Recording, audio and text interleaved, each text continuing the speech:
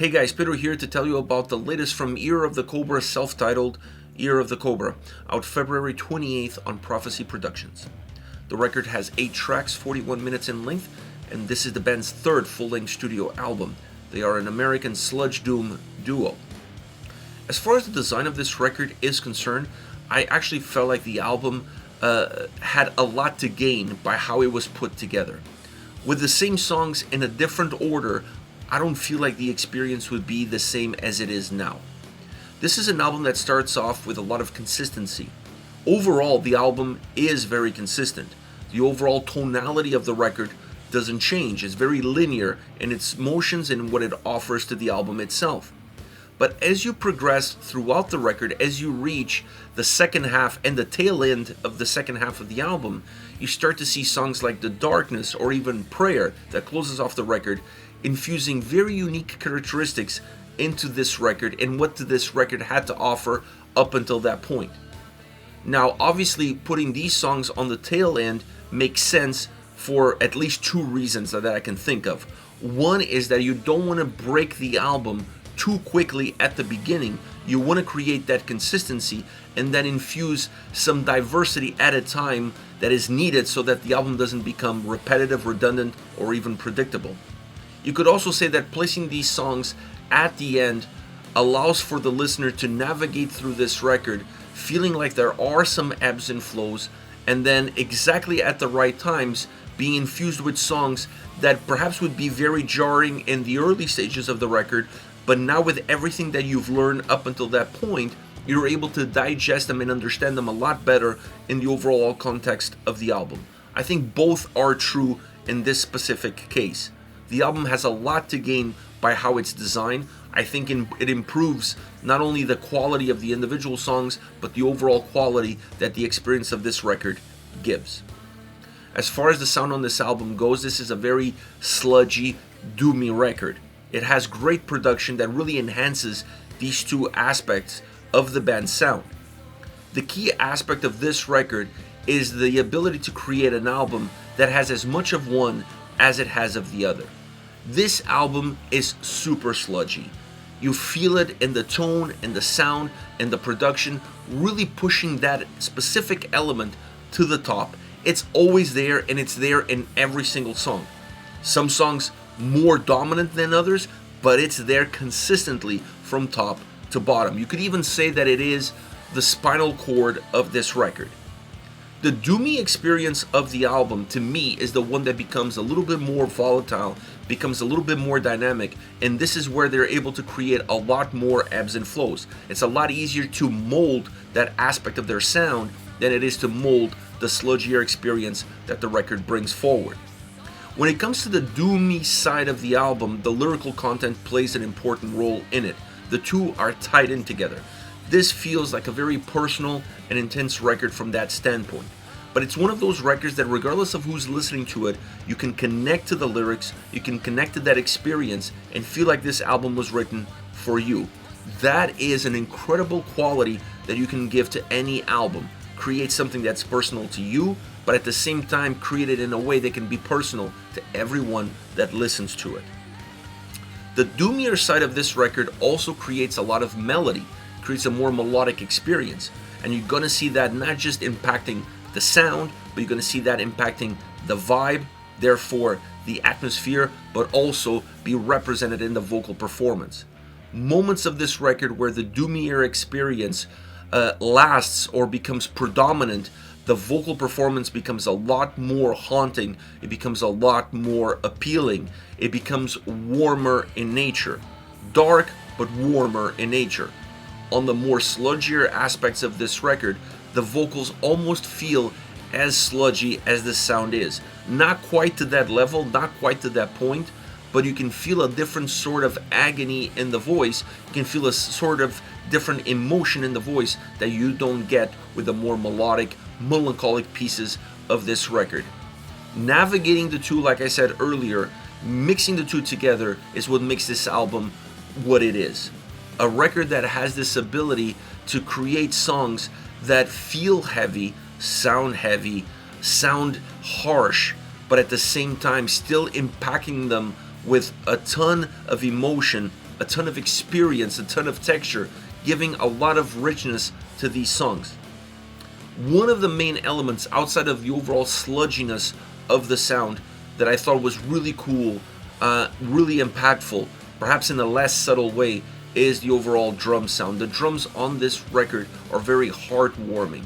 They really help shape the songs, and they really help shape the overall design of the album sonically, because this album, from a sludgier point of view, feels very linear, feels very balanced, it feels very constant. The drum sound, in terms of the approach that it has, is a little bit more mobile, and it has more of an impact on that doomier side of the record. I appreciated that tremendously. Another element that I liked a lot, and I think there was room for a little bit more of it, is the keys. In a song like Prayer, they're predominant, and you can see the different kind of impact that they can have. I think they could have been used even more throughout the entire record, with a little bit more of an impact, creating a more equal balance between the two sides of this coin that it is Year of the Cobra. When it comes to the vocal performance, I mentioned already Amy's vocals being very haunting, very connected with the emotional intensity that exists within the lyrics and then the performance that comes from it. I thought overall what she delivered on this record was extraordinary. Her voice just rings true with every single word. You just feel super connected to it. Her voice is extremely important on this record. I really enjoyed a lot of the textures that they created, giving a little bit more layers to her voice in certain songs, in certain tracks pushing her vocals a little bit further apart from the sound in order to create a sense of distance, a sense of longing, and in other tracks bringing a much warmer experience, a lot more comfort surrounding the vocals where they are in the mix and what they can give. Not using a one-size-fits-all approach on a vocal standpoint makes this album also feel a lot more dynamic.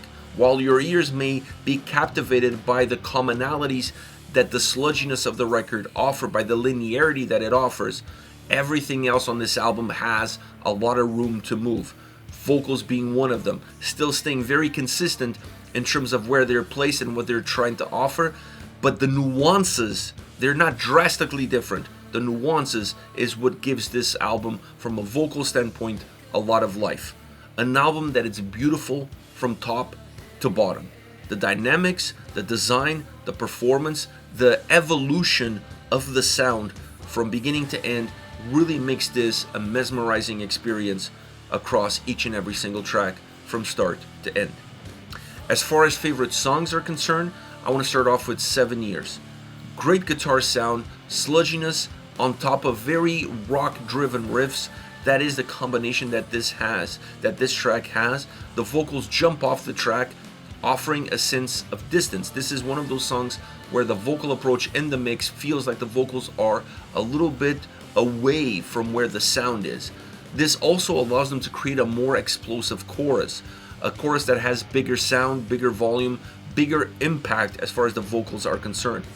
The verses always feel a little bit more subdued, a little bit more calm, and this allows for the vocals to have a little bit more of an emphasis on the verses and be a little bit more integrated in the sound when it comes to the chorus, because the chorus has that bombastic nature, and that's the best way to achieve it.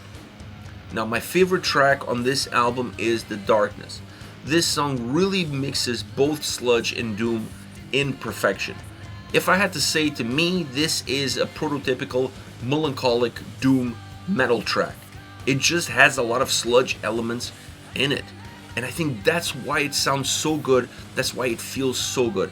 It's a haunting track. The melancholy in the vocal performance, the melancholy in the sound, or at least in most of the sound, and the melancholy in the lyrics bring this song to life. Make this a song that just touches you. Everybody that's listening to this track, paying attention to the lyrics, following along, can feel like this was written by them. It's a song that everybody can connect with. The simplicity of which the song presents itself, the straightforwardness of the lyric approach to a certain degree, the way the song moves from that more heavy presence, that more sludgier presence, to the more melancholic, melodic doom sound.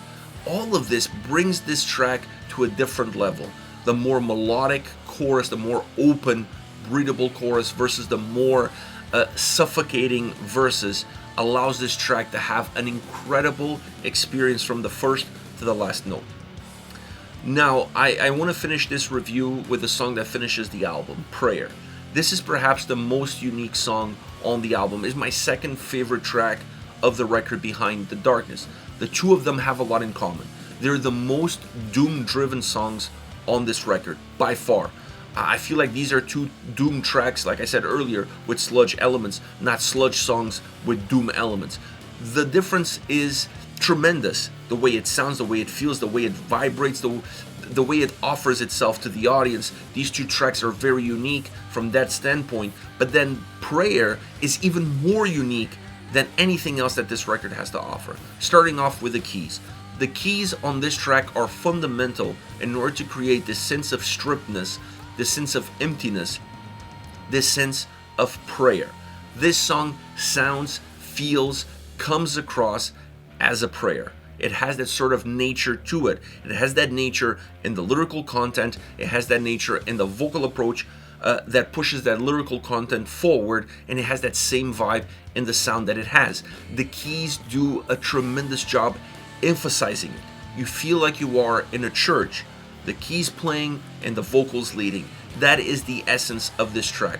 Obviously, there are other elements. There are melancholic elements that are just inherent to that experience. There's also sludge elements on this track that bring a little bit of a sense of heaviness to the song, that bring a sense of size, volume, and roughness to the way the track is presented. But overall, it's really about the keys and the vocal performance and the prayer that exists within the lyrics that obviously then gives name to the song itself. It is a phenomenal track that puts an exclamation mark on this record as the closing song of the album. This is it, guys. Let me know your thoughts on Year of the Cobra, self-titled Year of the Cobra, coming out February 28th on Prophecy Productions. Hit me up in the comment section. I'll see you all at the next video. Take care, guys.